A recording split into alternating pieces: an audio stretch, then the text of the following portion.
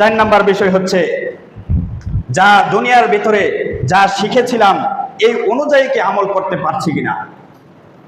আমরা তো শিখছি বিধর্মীদের যে কালচার রয়েছে এই কালচারগুলোর দিকে আমাদের অগ্রগতি হওয়া যাবে না, এই কালচারের দিকে আমাদেরকে আগানো যাবে না, এগুলো তো আমরা সবাই বুঝি, কিন্তু আমলের ক্ষেত্রে আমাদের কয়জনের রয়েছে।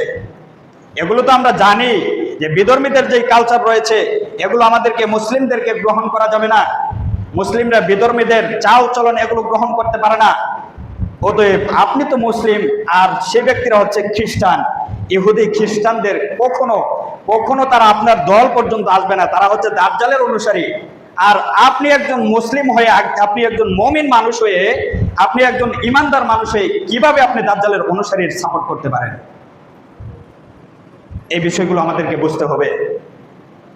অতএব এই 4টি বিষয়, যে ব্যক্তি 4 নম্বর বিষয় হচ্ছে যে ব্যক্তি নিজে শিখেছে কিন্তু কোন বিষয়ে সে অনুযায়ী আমল করেছে কিনা এই হিসাবটুকু আদম সন্তানের দিতে হবে।